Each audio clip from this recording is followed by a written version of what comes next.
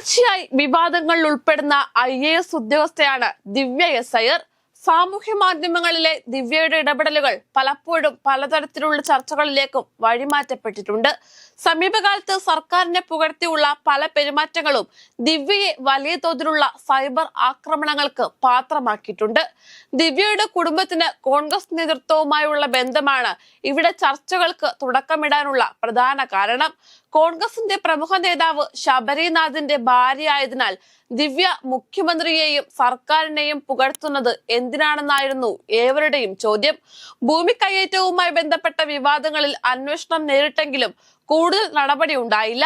പിന്നീട് സർക്കാരിന്റെ പ്രശംസ പിടിച്ചുപറ്റുന്ന രീതിയിലായിരുന്നു ദിവ്യയുടെ പ്രവർത്തനങ്ങളെല്ലാം. ഇതോടെ ഏറെ പ്രാധാന്യമുള്ള വിഴിഞ്ഞം തുറമുഖം MD ആയി അവരെ നിയമിക്കുകയും ചെയ്തു. മുഖ്യമന്ത്രിയുടെ പ്രത്യേക നിർദ്ദേശത്തെ തുടർന്നാണ് ദിവ്യയെ ഈ സ്ഥാനത്തേക്ക് നിയമിച്ചതെന്ന് റിപ്പോർട്ടുകൾ ഉണ്ടായിരുന്നു.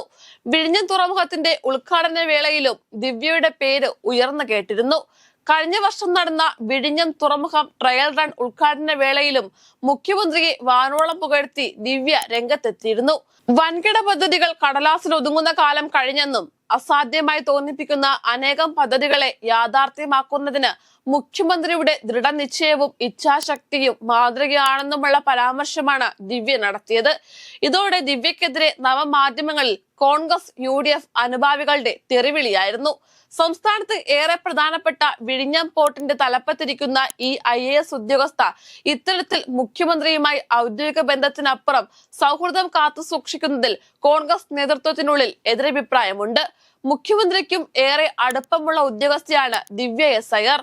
ഒരു മകളോടെന്ന പോലെ സ്നേഹവും കരുതലും പിണറായി വിജയന് അവരോടുണ്ടെന്നത് മുഖ്യമന്ത്രിയുടെ ഓഫീസുമായി അടുത്ത ബന്ധമുള്ളവർ പറയുന്നു.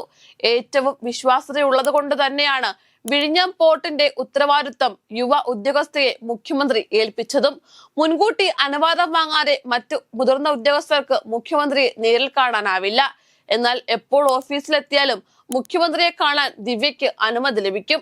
വികസന കാര്യത്തിൽ മുഖ്യമന്ത്രിക്കുള്ള ഇച്ഛാശക്തിയും ഭരണ നൈപുണ്യവും പലപ്പോഴും ദിവ്യ തുറന്നു പറഞ്ഞിട്ടുമുണ്ട്. അത് കോൺഗ്രസ് അനുഭാവികളെ ചൊടിപ്പിക്കുകയും ചെയ്യുന്നത് പതിവാണ്. CPM കണ്ണൂർ ജില്ലാ സെക്രട്ടറിയായി തെരഞ്ഞെടുക്കപ്പെട്ട KK രാഗേഷിനെ പുകഴ്ത്തി സാമൂഹ്യ മാധ്യമങ്ങളിൽ പോസ്റ്റിട്ട സംഭവത്തിലും ദിവ്യക്കെതിരെ വലിയ വിമർശനങ്ങൾ ഉയർന്നിരുന്നു. പിണറായി വിജയനെ പാദസേവ ചെയ്യുന്ന ഉദ്യോഗസ്ഥയാണ് ദിവ്യ എസ് അയ്യരെന്ന കോൺഗ്രസ് നേതാവ് K മുരളീധരൻ പറഞ്ഞത് വലിയ ചർച്ചകൾക്ക് വഴിവെച്ചിരുന്നു. ദിവ്യക്കെതിരെ രൂക്ഷ വിമർശനവുമായി മുതിർന്ന കോൺഗ്രസ് നേതാവ് PJ കുര്യനും രംഗത്തെത്തിയിരുന്നു. ദിവ്യയ്ക്ക് സൈക്കോ ഫാൻസിയാണെന്നും അധികാരത്തിലിരിക്കുന്നവരെ പ്രീതിപ്പെടുത്തുവാനാണ് രാഗേഷിനെ പുകഴ്ത്തി ഇൻസ്റ്റഗ്രാം പോസ്റ്റ് ഇട്ടതെന്നും കുര്യൻ തുറന്നടിച്ചിരുന്നു. പ്രമുഖ നേതാക്കൾ തന്നെ ദിവ്യക്കെതിരെ പരസ്യമായി രംഗത്തെത്തുമ്പോൾ കോൺഗ്രസിനകത്ത് മറ്റൊരു പോർമുഖം കൂടി തുറക്കുകയാണ്. അതേസമയം സർക്കാരിനെ പുകഴ്ത്തി ദിവ്യ രംഗത്തെത്തുമ്പോഴൊക്കെ ദിവ്യയുടെ ഈ കോൺഗ്രസ് ബന്ധം മുതലെടുത്ത് ഇടത് സൈബർ ഗ്രൂപ്പുകൾ വലിയ പ്രചാരണങ്ങൾ നടത്താറുണ്ട്. ദിവ്യയുടെ പരാമർശങ്ങൾ സർക്കാരിനും പാർട്ടിക്കുമുള്ള പുകഴ്ത്തുപാട്ടാണെന്ന് കേരളത്തിലെ CPM നേതൃത്വത്തിന് നന്നേ അറിയാം. അത് നേതൃത്വം ആയുധമാക്കാറുമുണ്ട്. ഇതുതന്നെയാണ് ദിവ്യക്കെതിരെ കോൺഗ്രസിൽ പടപ്പുറപ്പാടിന് വഴിവെക്കുന്നത്.